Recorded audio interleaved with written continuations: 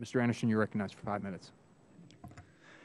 Thank you, Congressman Huizenga, for that kind introduction, and thank you, Chairman Shabbat, Ranking Member Velasquez, and members of this committee. I appreciate the opportunity to testify today on behalf of Structural Concepts Corporation and AHRI. Structural Concepts was founded in 1972 and is located in Muskegon, Michigan.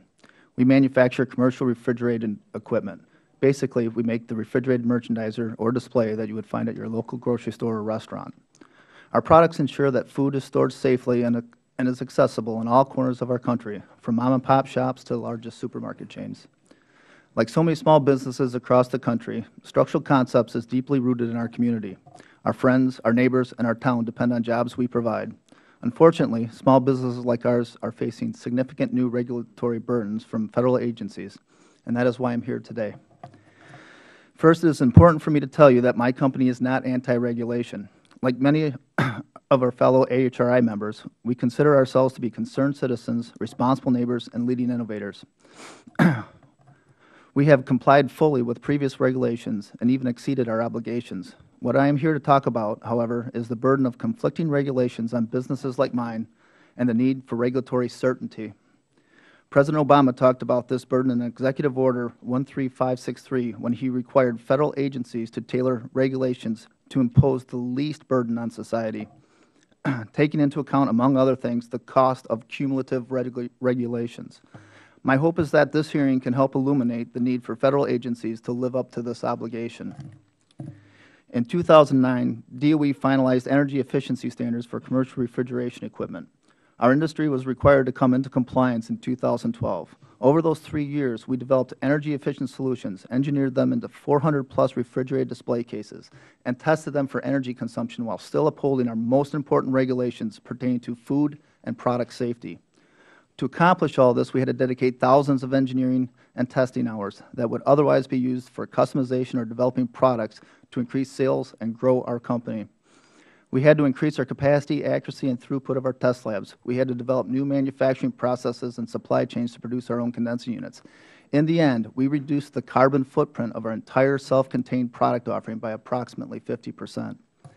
We felt proud of this fact that we complied with the new DOE energy levels, and in most cases went above and beyond.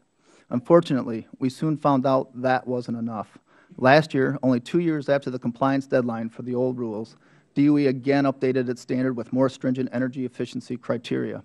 The new standards, which have to be met by 2017, obviate many of the investments that were made to comply with the 2012 rule.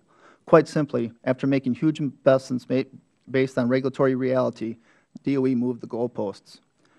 To make matters worse, EPA proposed a rule last year that will take away the current refrigerant used in all of our self-contained refrigerated systems on January 1st, 2016. That's only 9 months away. The alternative refrigerants EPA proposed were either too flammable and limited the amount of refrigerant we could use in each system, or they increased the energy consumption in our application. If finalized, EPA's proposal would have significantly raised energy consumption of all of our products and violated the new DOE energy regulations. After we submitted comments to the EPA, the agencies offered up alternative refrigerant we could use, R450A. Although this is much better than the previous alternatives, it still has its challenges. Production of the new refrigerant and regulatory approval of compressors can take years to implement.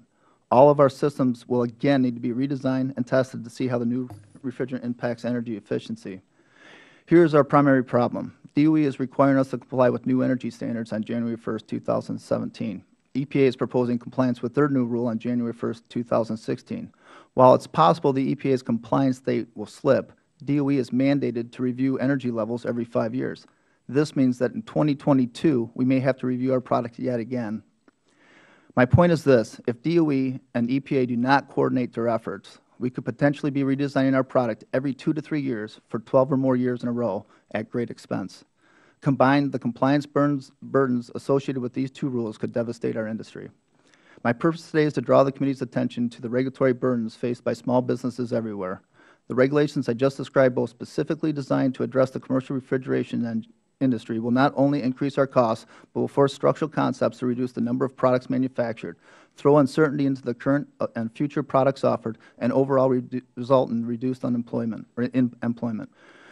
We are not a large corporation with a plethora of resources to redirect towards the review, testing, and compliance of new rules. We are a small, innovative manufacturer that makes refrigerated display cases, hardly the nexus point of the nation's energy and environmental policy battles. Our company and thousands of companies like ours across the nation make a big difference in the stability of the economic recovery, which has only just begun to take hold. Again, we are not anti-regulation. We are simply asking Federal agencies to consider the impacts of cumulative regulations on businesses like ours and live up to the guidelines articulated in President Obama's executive order. Thank you very much for the opportunity to be here today, and I look forward to answering questions. Thank you very much.